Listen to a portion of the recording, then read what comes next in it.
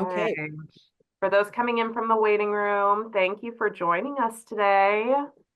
I know we always record these and we have so much fun bringing these to you throughout the session, but we always enjoy it when people come and hang out with us live.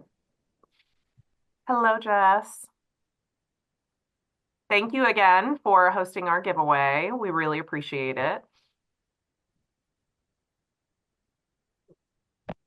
Okay, and Emily, let me know when we're recording and I'll kick us off. Okay, we are recording and we can get going whenever.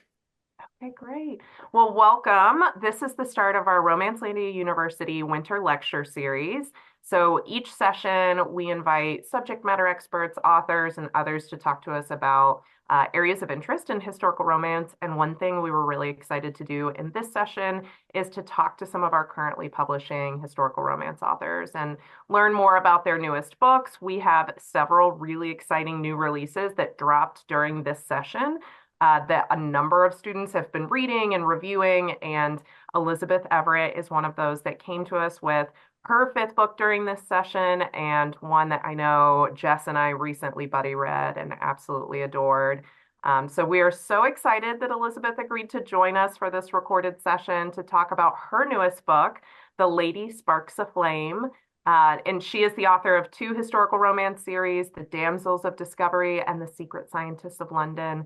And we are so excited to have Elizabeth come and talk to us about STEM women in romance and, the state of historical romance, writing and publishing, and just excited to learn more about your writing process, your inspiration, and your newest book. So welcome. Thank you. Thank you so much for having me. I really appreciate it.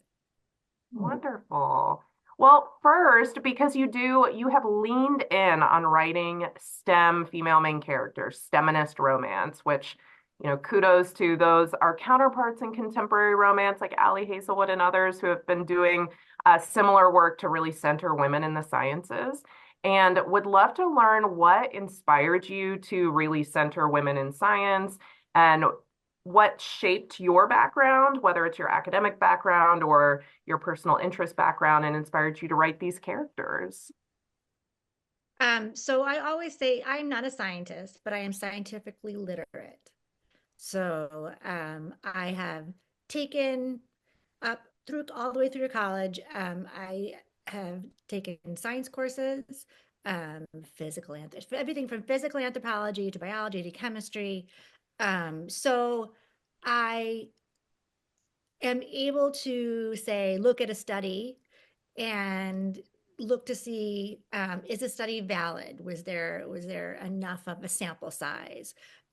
Is this study, has it been produced by a reputable university, or is it from, is it sponsored by a corporation? So I say I'm scientifically literate. I'm not a scientist. And a lot of the science that I write about in the book is really well researched but forgotten like the very next day. As soon as I figure out, I'm like, okay, this is how this equation works. The very next day I wake up and I was like, I don't remember how that equation works. So some of this stuff is beyond my actual capability to understand, but it's pretty impressive stuff that these women did. And it's and I decided to write about women scientists because I wanted to write about a group of women in a secret society who were being targeted. And at the time when I was writing these, way back in the old days, 2017, 2018, scientists were being targeted. Scientists were being maligned. It was during the whole discussion of whether climate science was real and whether scientists were um, out of touch, and this whole beginning of this um, negative narrative about academia and about academics in general and about anybody that chose to educate themselves. So that's why I decided I would write about a group of women scientists.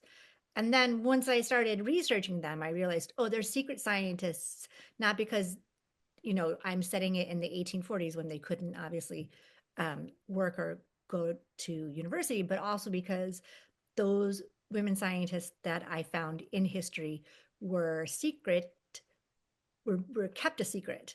They were kept a secret by the men they worked with, who would take their work and put their own names on it. They were kept a secret by the scientific organizations, who would refuse to print the findings that they had, or they would print the findings only using initials and not uh, uh, exposing that it was a woman scientist who did the work.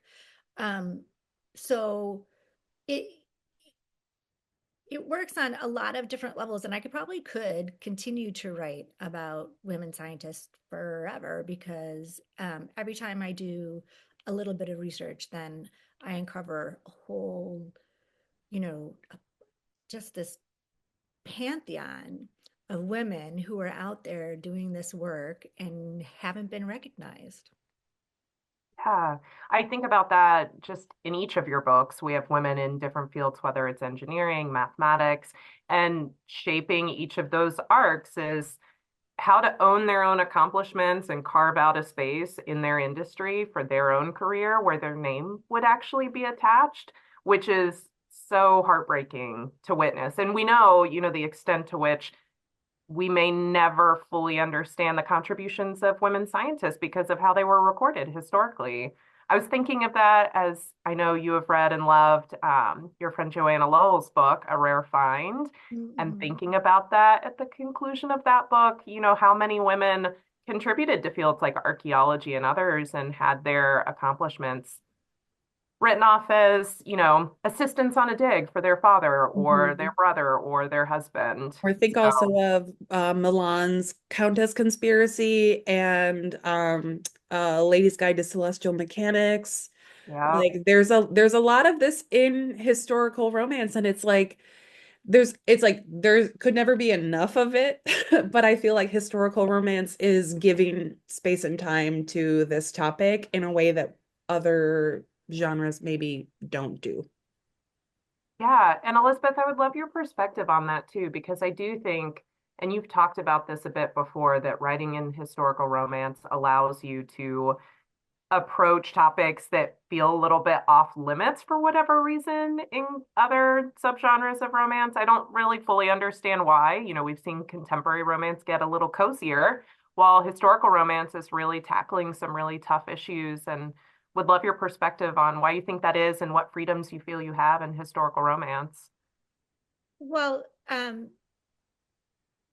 didn't start reading historical romance until about, maybe 15 or 16 years ago, and I found it by accident. I used to be very dismissive of the genre. I was dismissive of all romance. I read literary fiction, and I had the stereotype about romance that it was regressive and it was anti-feminist and it was this and that, and I was wrong. I was wrong. I read my first historical romance by accident, and it was Julianne Long, Perils of Pleasure. And at first I thought it was a one-off, but it was not. And I read all of her books, and then I just read all the books. Um, and I figured out, yeah, that it was so easy to be so, outspoken and subversive on so many different topics if you're going to do it through historical romance, because I love Perils of Pleasure too. Yes, I know it's so good. But no one expects no one expects the Spanish Inquisition. No one expects subversion coming in the form of historical romance, right? We've got these stereotypical views of what's going to happen. Well, the woman is going to be a virgin and the man is going to be a douche, and he's going to deflower her and blah, blah, blah. And instead, none of that stuff happens anymore. Woo, you have the freedom of reinterpreting history from, in my case, through the female gaze. Um, and just like any piece of historical fiction is a commentary on both the time it was set in and what's happening today. We can do that with historical romance, but we could do it with topics like, you know, um, uh, abortion care, um, sexually transmitted diseases. I mean, we do topics like intimate topics, um, because there's this buffer in that we're almost like hidden behind the first word, historical, right? And it just gives you this amazing, just amazing freedom that I just find so addictive. Because if I was writing about abortion care in a contemporary way, um, I think I'd be, I would have a more difficult time hiding my anger and not, taking my club to someone's head and beating them over with it. But it Mhm. works for me too as an author, this remove of history. It gives me the space as a person Yeah. to figure out what I want to talk about and do it in a way that's crafting a story, and it doesn't come out as some sort of like, emotional vomit on the page, which Yeah. I think might happen to me at least if I wrote contemporary. It also, Um, it's been really interesting, I think, as a reader. It has helped me to humanize some of those early movements and understanding all the different contextual elements that we don't really get when we're studying them just academically. It was so funny. I saw somebody review a contemporary romance recently. I don't recall the title. And they remarked like, wow, it's just fascinating to see, a pro-labor, storyline. And I was like, we get that in his friends, like come to historical romance where we talk Come about on down. unions and labor organizing all the time. Like that's not rare in our space. And I take it for granted that we do get to look at these kind of subversive early movements um, and make them really sexy too. Like it's so fun. I'm like, you're missing out on like some really subversive storylines and It feels historical. like right now is a challenging time to be bringing up this element of it, just given everything happening in our world today. But theoretically, one of the things about writing historical romance that comes to mind is like you can look at a social issue of something that Mhm. we have largely created systemic change around, or social, cultural, shift around. And we can go, well, we didn't have the vote. And here's why the men didn't want us to have the vote. And here's who was fighting for us to have the vote. And we can like build from there, knowing that eventually women do get the vote. Um, and so historical romance can sometimes be like, mm, solve for A. Like we already know that we'll get the vote, so we can go back in time and we can play in that like playground of when we didn't have it yet and who would have been moving around in there. But what I think of is like how challenging all of that becomes given today's social climate, and like how some of the rights that we have taken for granted are in peril or have gone away already, and how women during these stories may have more rights than women reading the stories today. And I also think of, if you are all readers of the Hell's Bells series by Sarah McLean, when her second book came out in that series, I was at a talk where she said, I'm writing about these women who are like solving the patriarchy, but how do I end the series? Because they won't be able to do that. Yeah. And it's just such a fascinating place to be reading. And I wonder if it's as fascinating for you to be writing it. Do you feel like there are more challenges today, um, to craft these stories around these issues that you're passionate around? Or are you inspired by what's going on today Mhm. to delve into that? um, I think that I think that there's there, there's a couple of things. Um, we are in a time we're in a time of regression, and it's just become, if you read historical romance, it's become more and more noticeable, right? Because history will teach us about, vaccinations and vaccines, where they come from, the cowpox, right? We discovered the vaccination for smallpox, how to vaccinate against smallpox, from studying milkmaids, like women who worked with cows. They never got cowpox. They never got smallpox. It's a variation of cowpox because they'd been exposed in their work. I mean, that's how scientists figured out, oh, this is how we can vaccinate people, is by giving them exposure to, it was in the beginning, it was cowpox. Um, and we're in a time where that was 200 years ago. That's 200 years of science. And we're in a time where that's all of a sudden people are questioning that, but they're, they're just pulling those questions out of thin air. There's nothing to back it up. There's no, you know, so it's depressing. It's it's a little bit depressing. It's a little depressing, but it's also, it's why it just makes um my focus on explaining why historical romance is relevant even more important, I think, because it's important for us to see that 200 years ago we were here, and now we're here. And I think that writing any sort of historical fiction, um, yeah, you recognize always that history is cyclical and history is always going to repeat itself, but you can also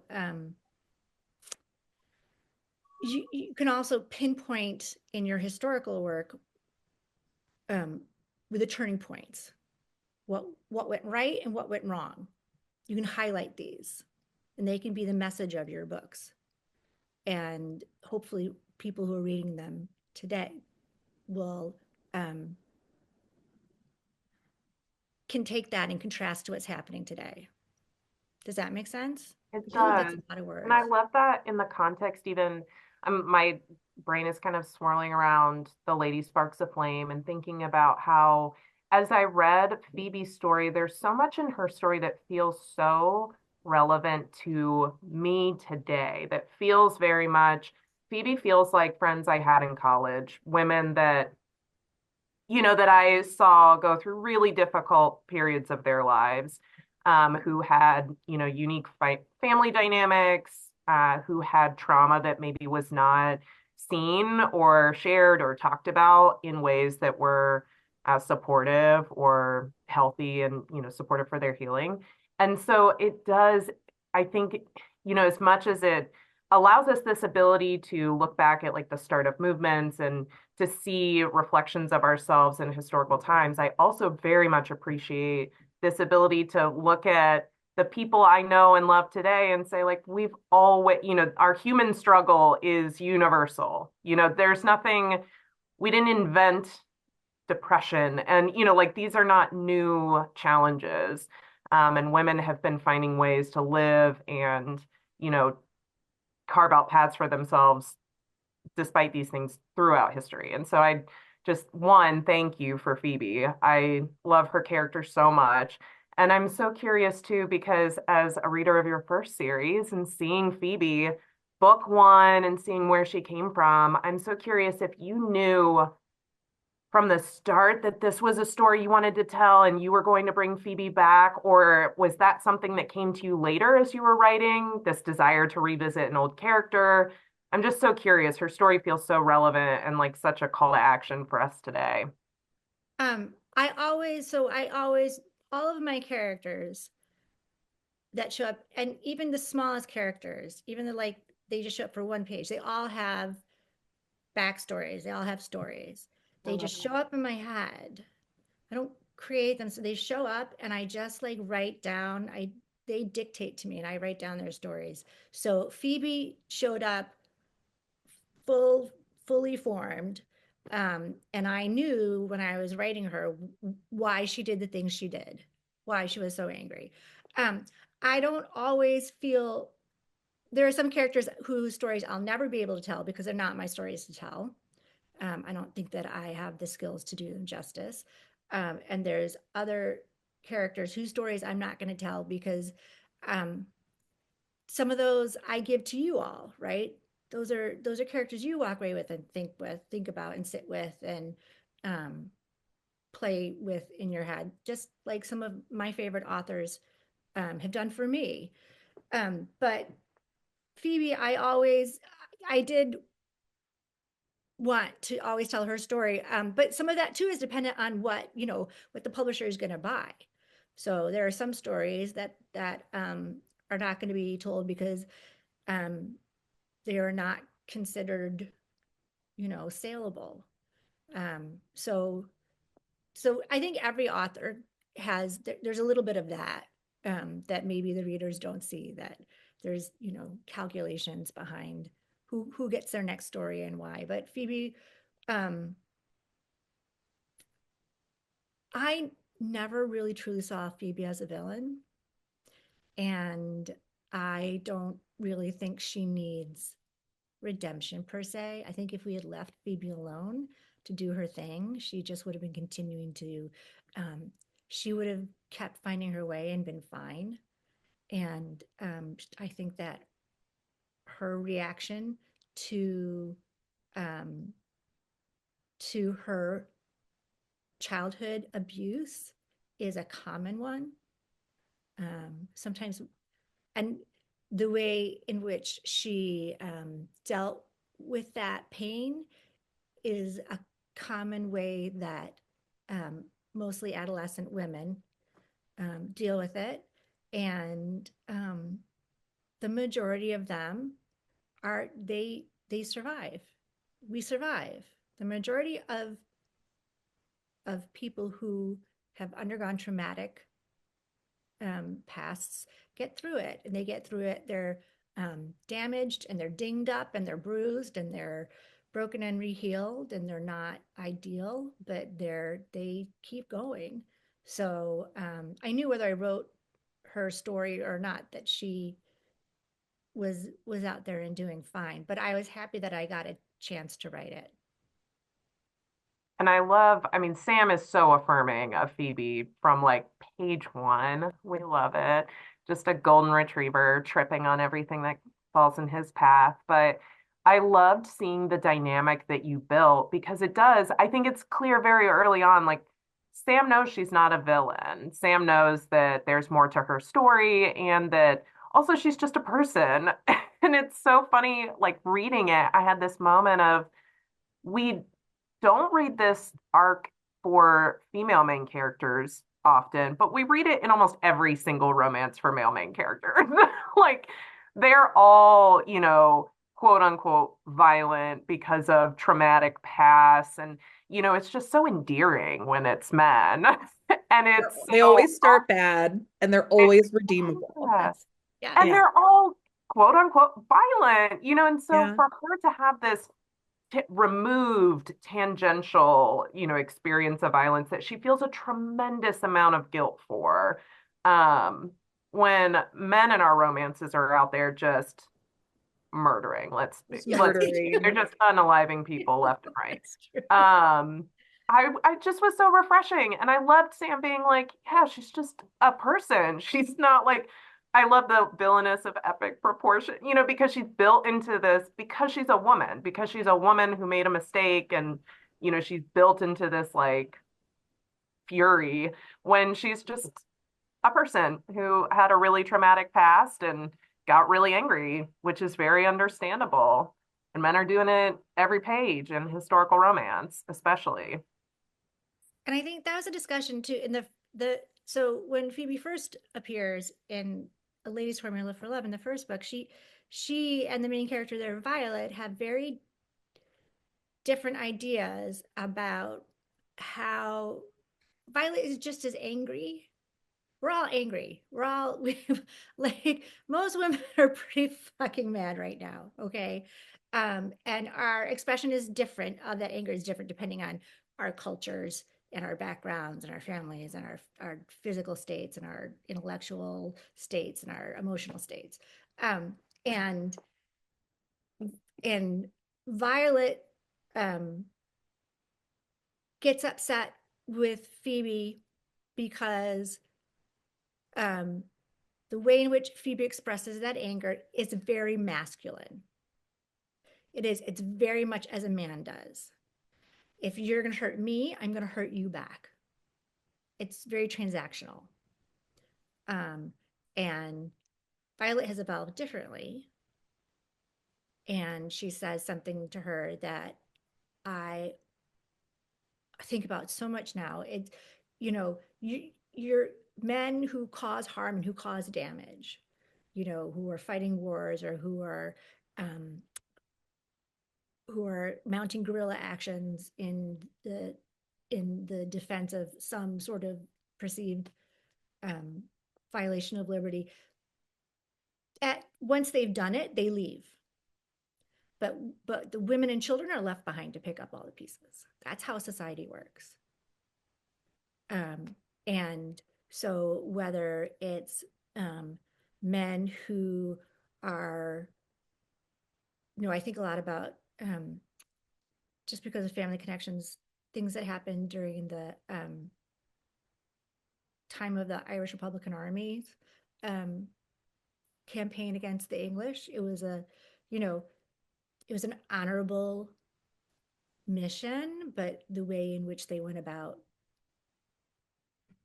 enacting the tactics, the violence and the tactics that they did, didn't just have an impact on the people that they were angry with. It had impact on everyone in the south of Ireland. And the largest impact wasn't on other men, it was on the women and the children around them. And I think that we can look at any sort of, because usually men are soldiers, right? We can look at any kind of war, and if it's fought that way, the the victims are the unseen victims, the secret victims, the victims we don't talk about, or we don't honor, who don't get any statues, are the women and children who have to clean up afterwards, or who are damaged, who are collateral damage. And Phoebe, to her credit, evolves. I wouldn't say she was redeemed, but I say she evolves. She evolves to understand that she doesn't want that violence begets violence, no matter how noble the ideas behind it or the beliefs behind it. And she evolves to understand that she doesn't want to be like her father. She doesn't want to do it in a masculine way. She doesn't want to be the enabler of violence. And Sam, who, God bless him, has very little, toxic masculinity in his body, and is not hung up on being the strongest or the most powerful, and doesn't equate being a decent human being with being a loser. Who, unlike some of the people in our government today, most of the men in our government today, does not see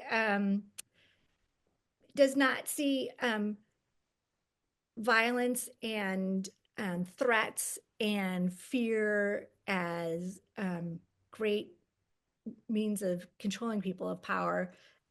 He actually thinks that if you are kind and you listen to someone, that maybe you'll be able to understand them better and things might change. Crazy, so crazy, Absolutely right? subversive for I men. mean, what Yeah. are we at this point where our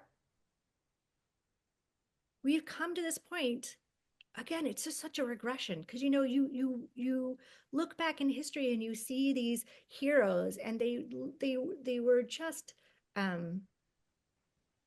they're the most toxic men, Mhm. who had this terrible idea of what masculinity was, and I thought we had gone past that. I thought we had outgrown that, but apparently we haven't. And Sam is a direct contrast to all of those men who are on television today and being, and out there with their chainsaws and their red ties or whatever, and are spewing all this ignorance and hate. And he's low key my favorite because he's just living his life. He's just being a good guy. Like why is it so um especially in historical romance? Good guys are, they always have to have some sort of tragic backstory. And no, sometimes, we can just have good guys, right? In historical romance, they don't all have to have like dads who are, earls who were courtesan chasing syphilitic jerks. Do you know what I mean? He can just be kind and Just not be because nice. he's experienced anything. Yeah, I hadn't thought about that too, where Phoebe's kind of the subversion of what we typically give a male main character and backstory. And Sam does in some ways embody like a traditional female main character's backstory where it's like, he just wants to put good in the world. He really just wants to. And that's an area of romance that's often relegated to female characters. He's a caretaker. I mean, he's very much, yeah. I love Yeah. it. I love a good golden retriever. And I do think too, there's so much in his family dynamic that is just lovely. I mean, Jess very famously has her good dads in historical romance, good mom, like because we don't get a lot of good parents. And so it's fun when you get great family dynamics like Sam's. Yeah. I don't, um, he had a hedgehog for Christ's sake. Do you know what I mean? Like he had a pet hedgehog. The pet hedgehog's done. Oops. Yeah. So he had a, like he's just and in real life, those guys, they are they are a catch. Yeah. They're who you want on your side. Yep. I also love when, especially when I'm reading an author's backlist. I've read all of your books at this point, and I love when I become so beholden to the current main couple that I suddenly hate everybody else because I'm so protective of these two people that I'm like, no one else can understand them. No. So like the whole like Sam's defensiveness of Phoebe, I just love to see it because all these people that I adore, that I know are good people, but they don't understand her the way Sam does, and they're not giving her the space that she needs. It's such a great reminder of, I think, again, that like history is told by, the people with the pen and the access to power. And so every time we get this opportunity in a historical romance series to carve out another little story, like, see, you would never have understood this person if we didn't give you just their perspective. And all these people that you love, that you know to be good people, will fall short because they may not take the time to understand their friend. They're busy, they have kids now, they're off doing their own things, living their own lives. And it's such a wonderful reminder of how many people can get forgotten, as other people's stories unfold. Yeah, I think too. I know I have seen over the years. I don't read reviews anymore because I like my sanity. But Yeah. I have seen criticism of the friendships that I write and the family dynamics that I write, um, because I write imperfect people, Mhm. and I'm never gonna write a perfect heroine. I'm never gonna write perfect I, I'm I'm never gonna write friends who are always there for each other and constantly in good moods and always bring each other ice cream and never say the wrong thing and never point out when the person's got toilet paper sticking onto the back of their shoes and never no because I don't think that's people already do that and that's fine if that's what you want that's fine. I like to write real people and real people can be real jerks to the people they love the most and they can do their best to get out of um, behaviors um, that they've been ingrained with since childhood um, and and they can maybe succeed 8 times out of 10 but those other 2 times they're going to fail and I like to write that um, I like because I don't want anyone thinking they ever have to be perfect in my own life. I don't ever want to fill a book full of perfect people and have someone read that and at all ever think, oh, I'm somehow lacking. But I know that some people who want to just really disassociate and just really, fall into a book and not have any reminder of the world around them, that's hard for them. But I would say that that's why that's what I write. So you warned. I Um, love it. Yeah, we get so much continued development for this friend group through each book because, for readers who have not picked up Lady Sparks of Flame yet, this really returns to the universe and world of secret scientists in those first three books. And it's really cool to see. I really relate the conversation she has with her friend breastfeeding. I was like, man, I've been that mom who's like, can you remind me what's going on in your life? Because I've been in a delirium where all I do is feed a child and not sleep and think about not sleeping. So I would love to be a friend to you, but I don't know how to be a friend to you right now because I'm sleep deprived and I'm just in my own world. And I just loved those moments of vulnerability between friends as they have to navigate like how to be friends after the happily ever after, which is yeah, it was tough. really satisfying to write. I love it. Well, I we think know there's that you are a devotee of historical romance. So I'm also so yeah. curious as you think about the authors who have been an inspiration to you that write characters that you love to read about and family dynamics you love to read about and character growth and arcs that you love to see on page. Who are those authors who have been the biggest inspiration to you in your own writing? So inspiration wise, contemporaries right now who inspire me, Joanna Lowell. I mean, spoiler, we're friends in real life. We're gonna be together next week. We're gonna be at the same table at a polycon, Heck chilling out and yeah. drinking wine. I mean, not drinking wine. Chilling out and gossiping all day long. So come if you're at a polycon, come by and see us. She's a contemporary, but she inspires me because she is such a brilliant wordsmith. Her prose is just so. I just want to just taste it. Her prose is so good. Like I am always inspired to be a better writer whenever I read anything Joanna's written because she's an amazing writer. She's just an amazing writer, and she's one of the people that I always hold up when I say why are people not taking this genre seriously as literature? You know, Sherry Thomas is the same way. I mean, Sherry Thomas gets much more respect, right? Because now she writes outside of the genre with her Lady Sherlock.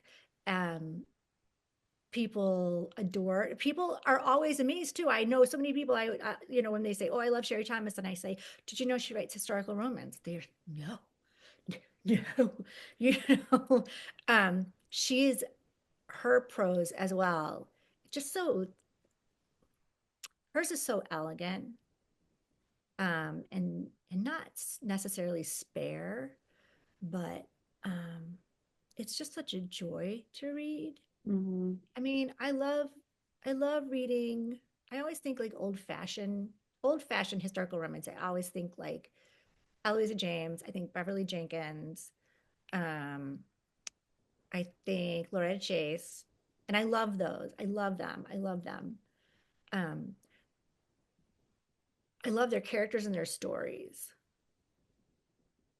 I'm not great at characters and story. Like I take inspiration from them because I want to create those kind of characters and stories that people are always going to take with them, right?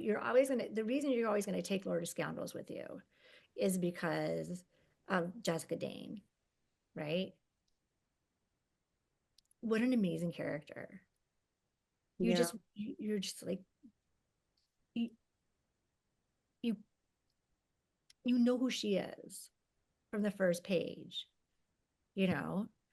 Um, but contemporaries that inspire me, Liana De La Rosa, um, she managed to insert, I mean, she and Adriana Herrera, obviously, both managed to insert their own cultural history into a place that's been so ridiculously white and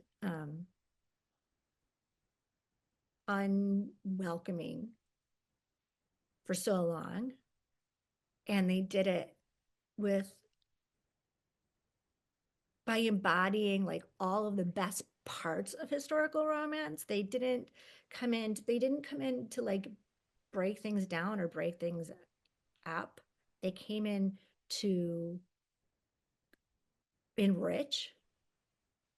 So I appreciate that so much. I appreciate that so much. I appreciate their work so much. I appreciate the characters that they gave us so much. I appreciate the places they took us.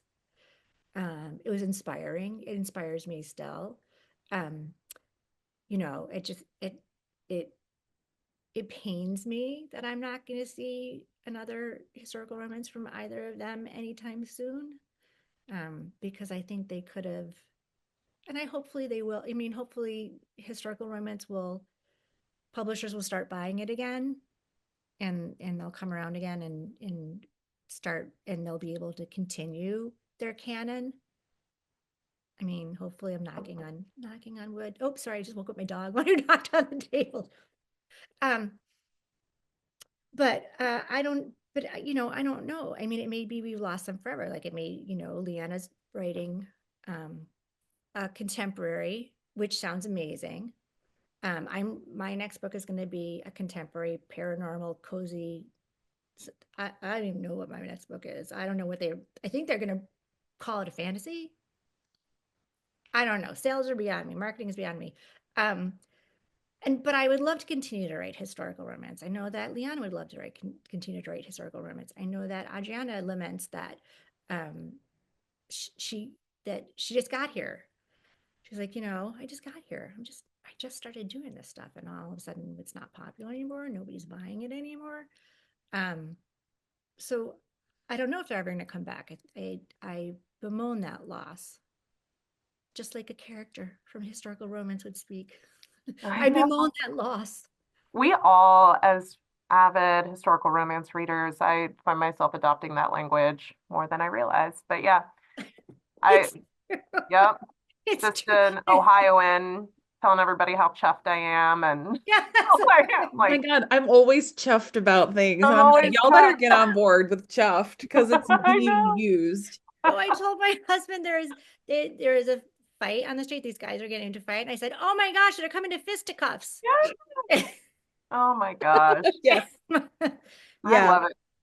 I was thinking as you were talking about that too, Adriana Herrera, and talking to our book club recently, that hosted by Claire, Unsuccessful Book Club, and Catherine, the Naptime Reader, said exactly that of like she loves historical romance. So like even in A Tropical Rebel Gets Duke, wanting to have a sweaty fighting scene where the female main character comes in on him sweaty, because that is a thing in Yeah, historical romance. Like, there's challenging the expected beats yeah, of the old school historical romance, and then there's like reveling in them just while also including yes. the like subversive, turn your expectations upside down stuff, which is Yeah. like the best of both worlds, really. It's like I think that's truly what the modern historical romance reader wants. Like when Yeah. you've read the old stuff and you loved it, but you're like, wish it didn't have that really problematic stuff in it. And now we're getting like gorgeous, diverse, super duper great historical romances that feel really fresh, but are like, no, no, no, we're not writing to like pave over that old stuff. We Right. celebrate that too. Like it's really special. Yeah. Yeah. I that's, I poo-pooed this genre for so long because I just relied on stereotypes and I never dipped in and never explored it myself. And now I just want it to be elevated Yeah. Yes. because Yes. it works on so many different, just works on so many different levels. It works on an intellectual level, it works on a physical level, it works on an emotional level, it works on a spiritual level. Like there's so many layers, Yeah. and it's like I was probably gonna use a food metaphor, but maybe I We're won't. going with onion, people. I was gonna use like a 7-layer cake. I love it. Ooh, or like a 7-layer dip. Yeah. Um, um, well, like I've heard, people will make fun of historical romance because they're like, oh, isn't that like the stuff that you can like buy at the grocery store? And Oh, it's I like, wish. but how good does it feel to go, well, were you aware that prior to women being able to obtain credit without permission from their husband, often like a woman's walking around money was the grocery money. And so those books being available like really opened doors for like intellectual exploration for them that weren't otherwise available. And actually, every time I go to a grocery store and I see books, I look and I'll buy a historical romance from the grocery store because I want them to stay there. I think that that is a really valid and like valuable place for historical romances to be. It speaks to the roots of the genre. Like, it's a good thing. I love it. Yeah, Yeah, well, it's going away, right? Because mass with market the mass paperbacks are market. going The away. mass market, the MMP. Elizabeth, I wanted to just touch really quickly on the note at the beginning of Lady Sparks of Flame, Okay. which deals with Phoebe's history of self-harm. But there's this beautiful moment. So, like, content warning, we're mentioning self-harm here, which you refer to as non-suicidal self-harm. So, this part of the note really like struck a huge chord with me because I feel like you and a lot of other historical authors are getting at this in your books, and I just think it's really appreciated by readers and really important to touch on.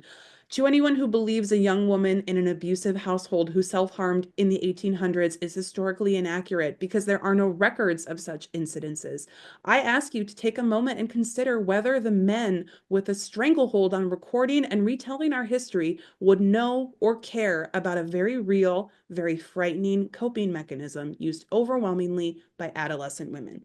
I think this is so important. And I think that as much as it's such a serious and somber thing that you're expressing at the beginning of the book, like take care of yourself if this is going to make reading this story difficult, it also really felt like a firecracker lit at the start of the story to me to be like, we're diving into a story that other authors haven't told. We are talking about people that historical records left out.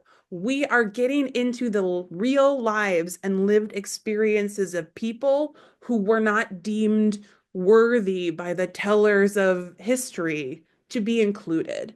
And I just like, I think that speaks to a lot of what you've said this morning about like, who has to go in and pick up the pieces after the war has been waged.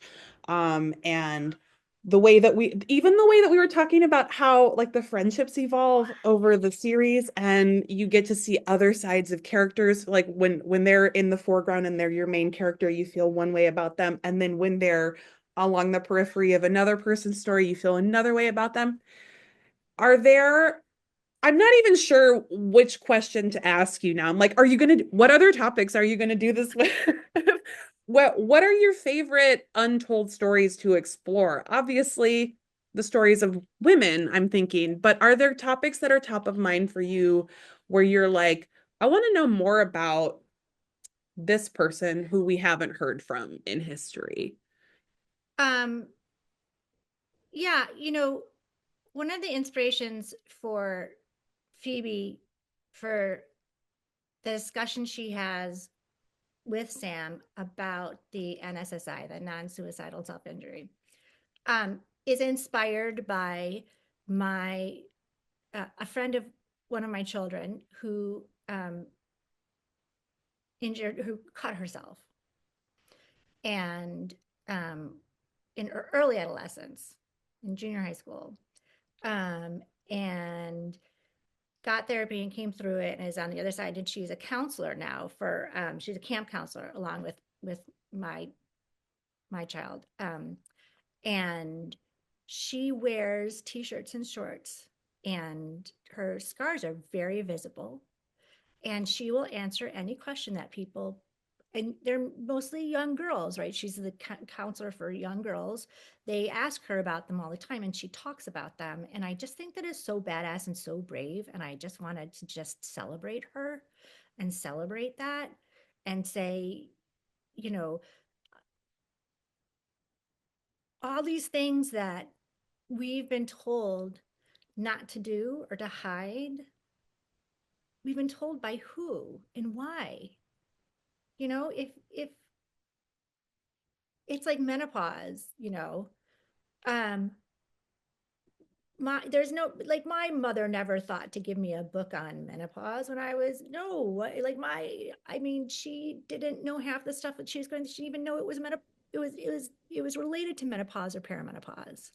She Yeah, just my thought, sister is 10 years older than me, and she's like perimenopause is new. We just started talking about it. so It didn't just come, but it's only now being discussed and we now know things about it. And I'm like, she's having a great time digging in. oh, well, I'm gonna say I don't think it's that much fun. But I will say that now that I understand it, and now that I'm talking to other women about it, I can look back at history and I could say, oh shit, she probably had, well, obviously she was having a hot flash and she had no time for this business and she told him to shut the, you know what I mean? Like, it just makes so much sense. It's like it puts so many things in Oh context. my God, So, please put characters in your books that are going through perimenopause and right. like give them something to say about it. Like, we need that. We need Um, that. absolutely. And you know, um, Berkeley did not buy the third book in this series yet, but we'll see what happens. Um, but the next book I'm coming out with, the contemporary, it's got a single mom in it, and it's got a lot about how single moms are supposed to be, are always so plucky and brave and resourceful, or they're the other side, they're like selfish and drug addicts and, lazy and terrible parents. Like, you can't be some normal, it can't be something that just happens to people. It has to be that woman, the woman has done something to become a single parent, and she's therefore, it's okay to put her under the microscope. We're all going to watch her, right? We're all going to watch how her kid is raised and what she feeds them and how she talks to them, and we're all going to judge her. And what, like, like, that's, let's explore that. Like, or bisexuality. I think that bisexuality, especially among young women, is something in romance that needs to be explored. Their first loves, um, and what happens 20 years later when they meet up with those first loves again. You know, I think that um,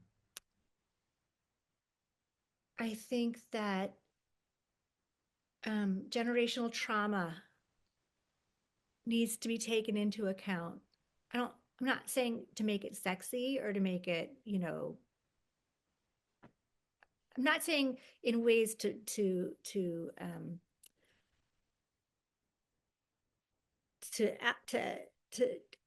I don't even know what I'm saying. But, um, I'm not saying I want to glorify any of this. I'm saying that all of it, and, all of this stuff, we can, it's just easier, I think.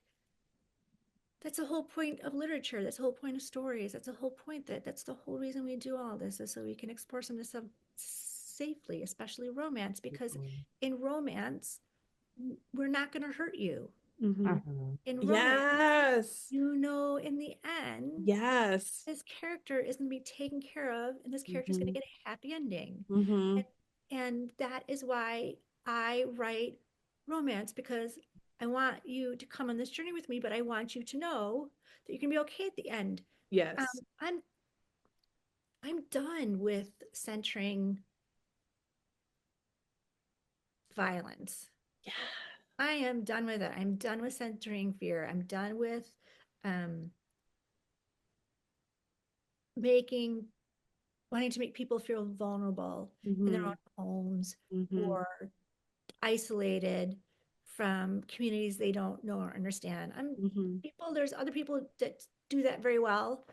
There's other people who make a lot of money off of that, including the media. I don't want to do that. I don't think that's the point of, I'm going to say broadly, that's not the point of romance, Yeah. you I think know? also with historical romance, just in the way that we can like get a little glimpse into the lives of people who were living like before the advent of antibiotics or before, women had the vote or what have you, or like people who are living a trans experience before they have language to give their own lived experience. It's just good for us to like dig in that and be like, what's going on in my own life that I don't have language for, And I'm thinking, I don't know if you guys saw this, but there was this video going around the internet a couple weeks ago, and it was like a TikTok of this guy, and it's like the first guy who wanted to take a picture before there were cameras. And he's like going around and he's like, if only I could, look at it, it's so beautiful. Like, I'm gonna find it because I feel like after mentioning it, everybody needs to see it. It's very funny. But I feel like historical romance so often is giving us a chance to go back, and it's like, okay, so like let's watch people who are clearly dealing with generational trauma, and instead of them just being like, well, there's no language for this, we're going to see examples of like, well, what if you had a loving family who Yeah. didn't have those words, but they did the best they could around it? Or what if you didn't have that loving family experience, but then you met a person who came into your life and showed you a deeper level of understanding and etc. Like, I think we often say, because we're often asked to defend this point as romance readers, we often say the only thing that the romance genre demands is an HEA.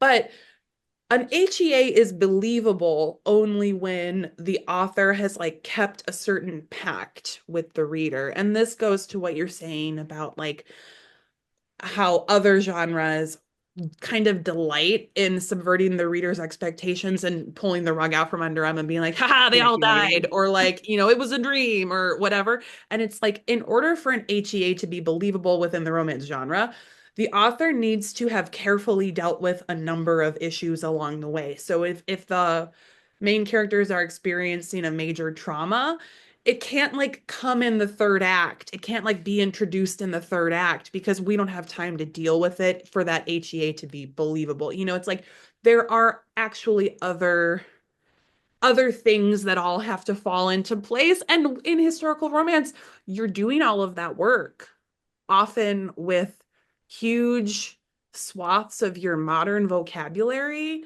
like blacked out, like redacted from your Yeah. toolbox. Like, well, we can't just call that what it is. We have to try to imagine what a mother in 1896 might have called that.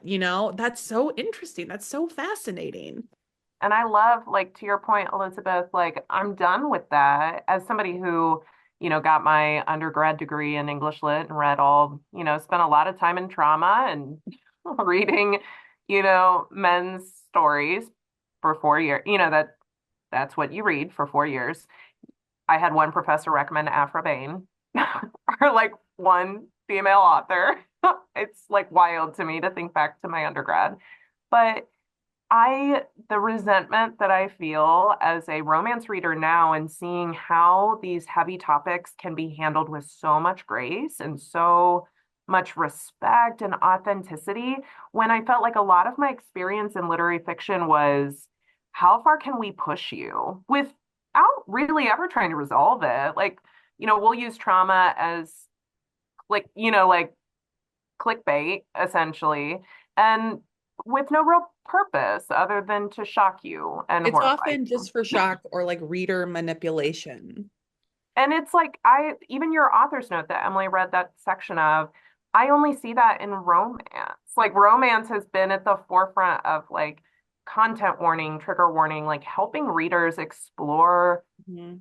difficult topics in ways that are actually intellectually safe, And that and that feels like it's sort of aligned with the pact that the reader and the author have regarding the HEA. It's like, at the beginning of this book that it will end happily, but I'm telling you at the beginning that it won't always be fun yeah. because there's going to be challenging content, but don't lose heart. We're still working toward that HEA, and like I care about you, the reader. Like that's the romance difference.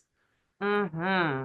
I would say too, I'm like emotionally incapable of being serious for too long in real life. It's the same way in my book. So I always try and make sure people know they're historical rom-coms Yeah. Hmm. because I'm not happy unless someone has fallen down on the banana peel at least twice. Yeah. Or into the Right? Thames. I mean, they should fall into the Thames a couple times, Right? Yeah. I right? it's Check not a out restricted Thames. water. If it's there, use it.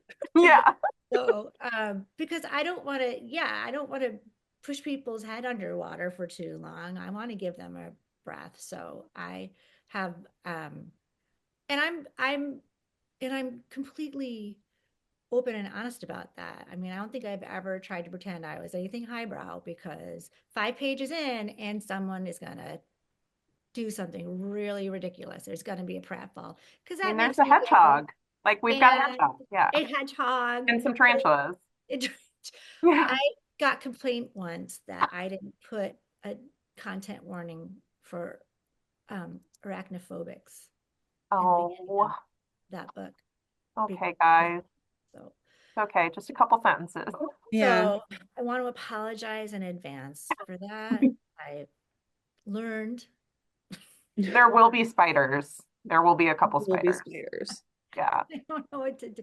I don't know what to do about that. I am of two Yeah. minds. But but but yeah, I wrote an op-ed and She Reads this month about why writing romance is a radical act. Mhm. And it's because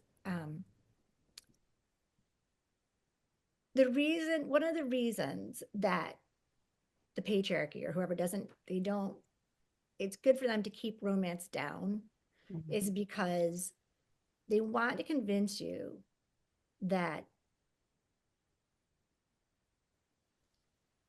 greed and fear and hate Mhm. are power. But you can raise a family without using fear, but you can't raise a family without love. You can create a community without anger, but you can't create community without love. You can create a social movement without controversy, but you can't create a social movement or true movement without love and respect. Love is so powerful. It's so threatening. And it's the one thing that romance guarantees. And they hate that. I love that. Love that. That is a wonderful note to close this on. You've been so generous with your You've been time, and we're so wonderful. appreciative. This is one of our favorite things through each session. And we'll need to make sure Emily does her code word for The our code word is hedgehog. Please perfect. DM at RomancelandiaUni the word hedgehog to receive 2 points of extra credit for attending today's lecture, whenever you're watching it, at We any point love during the it's session. so much fun through because we have a month left in this session, and we love that these become conversations that go on and on and on for weeks as people watch the recordings and then DM us to let us know that they've watched. And so I look forward to all the conversations that you've opened up for us and for all the Romancelandia University students who will be watching this over the next few weeks and reading The Lady Sparks a Flame. And we're just so grateful for your time and everything that you're giving to historical romance, to fellow authors, to readers. We're so appreciative. Yes. Thank Oh, you. thank Thank you. you. No, thank you.